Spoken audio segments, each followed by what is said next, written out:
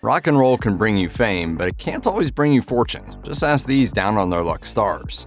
From the outside looking in, Mel B seemed to have it all. The erstwhile Scary Spice had parlayed her Spice Girls fame into TV celebrity, both in her native UK and in the US. She also reaped the financial windfall of the Spice Girls 2019 reunion tour, but as she revealed in a 2024 interview with the BBC, her divorce from her allegedly abusive ex-husband Stephen Belafonte had left her flat broke. She told the network that all the money she made from the reunion tour went to pay her ex. She owed a $350,000 settlement in addition to monthly child support payments of $5,000. She recalled, "I didn't realize that I didn't have as much money as I thought I had, so I literally had to eat humble pie, live with my mom."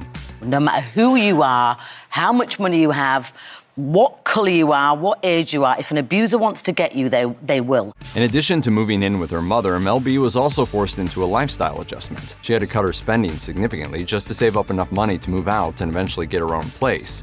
Ace Frehley was a founding member of the fire-breathing, face-painted foursome Kiss. Instrumental in the band's initial success, Frehley played guitar for Kiss from 1973 until quitting in the early 1980s to pursue a solo career. Although his split from the band was complicated, he and bandmates Gene Simmons and Paul Stanley buried the hatchet and reunited for a 1996 reunion tour with the original lineup. Frehley remained in Kiss until parting ways again in 2001, although he continued to perform with the band sporadically after that. The years that followed were rough for Frehley. His solo work never came close to generating the same sort of success he'd achieved with Kiss, and he experienced some severe money problems. In 2013, a report in the Journal News claimed that Frehley was losing his home to foreclosure and hadn't made a mortgage payment in 2 years. In addition, he also owed close to $20,000 in unpaid taxes. Looking back at his exit from Kiss, Frehley wished he'd done things differently and not quit the band that first time. He discussed his departure on the Talk is Jericho podcast. It was a stupid decision when I look back now because, I lost millions of dollars.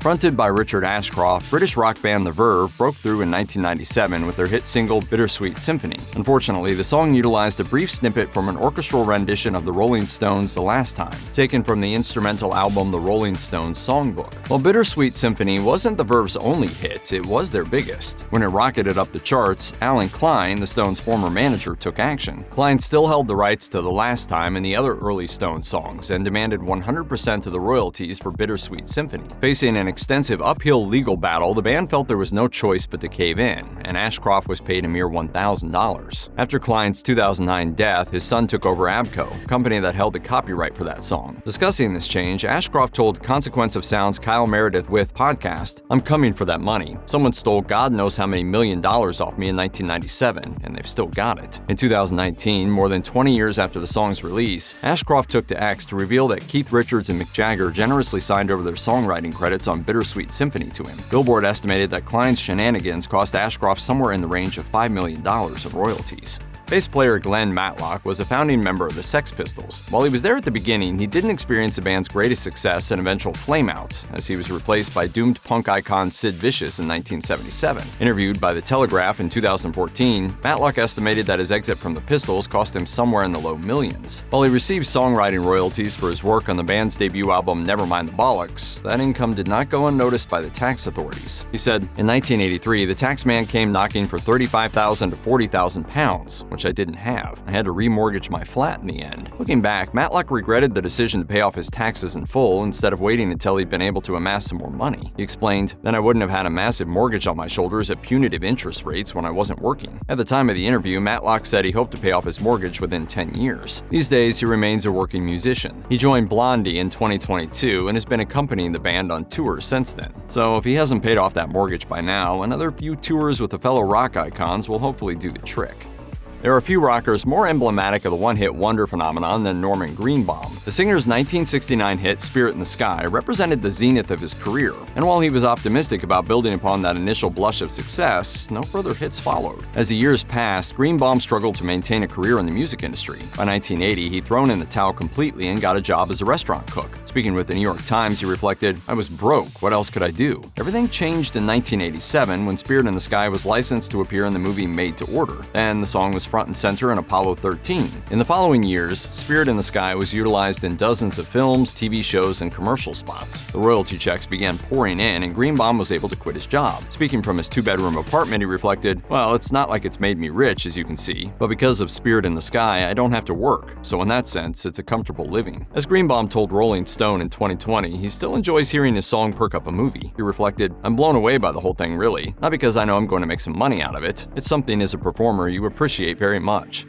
After exiting alt-country band Whiskeytown, Ryan Adams went solo with the critically acclaimed debut album Heartbreaker. His success as a singer-songwriter grew, as did his fame, particularly when he married singer and actor Mandy Moore. A few years after he and Moore divorced, the 2009 expose in the New York Times presented the stories of 7 women, one of whom was Moore, who characterized him as psychologically abusive. After that, Adams' once promising career cratered. I do find it curious that someone would sort of do an interview about it without actually making amends privately. By 2021, his career had slowed down so much that he issued a since-deleted Instagram post begging for a record deal. He wrote, "I know I'm damaged goods. I'm months from losing my label, studio, and my home. I just really want a second chance to make some music." The then 46-year-old went on to express his worry he'd wind up living in his sister's basement if he didn't receive an offer from a label soon. Shortly afterward, he told Los Angeles Magazine, "So I'm losing my life's work and my dream of who I am, my ability to provide for myself." He even admitted he'd contemplated selling his publishing so he wouldn't lose his rent at home. In 2024, Adams re-emerged with several new albums. He also embarked on a solo concert tour,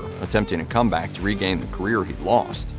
Mick Taylor was already a blues guitar wonderkind when he joined the Rolling Stones at age 20. Taking over lead guitar duties in 1969 after the firing and subsequent death of Brian Jones, Taylor went on to appear in what are considered to be the band's best albums, Let It Bleed, Sticky Fingers, and Exile on Main Street. He quit the Stones abruptly in 1974. As a solo artist, Taylor never came close to matching the level of success he'd experienced with the Stones. In 2009, he gave an interview to the Daily Mail complaining about not receiving songwriting credit Jagger promised him for tracks in which he believed he'd made essential contributions. Reportedly, Taylor hadn't received any money from the Stones since 1982, and he was living in a shabby home and couldn't pay his bills. Taylor's manager Jeff Allen told NME that he was stunned by the way the guitarist was falsely characterized in the Daily Mail. Allen explained, "The emphasis of the article was that Mick was some kind of run-down, down-and-out tramp living in Suffolk. The reality is Mick's having the house done up." While details of Taylor's financial situation haven't been made public, it's a safe bet he's not nearly as well off as Jagger or Richards, each of whom are reportedly worth hundreds of millions of dollars. Cass McCombs may not be a household name, but he's certainly well known in indie rock circles. Since first making waves in the early 2000s, the singer-songwriter has released numerous albums, collaborated with the likes of DJ Khaled, and toured with bands like The War on Drugs and Arcade Fire. Despite all that, McCombs is hardly living the kind of lifestyle one might associate with a rock star. Speaking with Vulture, he candidly observed, "I don't really understand how any musician can afford to stay in one place. We don't make enough money to afford an apartment." In the modern era of music streaming, when artists such as McCombs earn a fraction of a penny per stream, money isn't exactly pouring in. He explained that a large portion of musicians out there have other jobs to support themselves. He reflected, "I've done everything. Worked in horse stables, rode a truck, worked at bookstores, record stores, movie theaters. I was a projectionist. Worked in delicatessens, did demolitions, painting. I painted the Trump Tower one time, folded and licked invitation envelopes."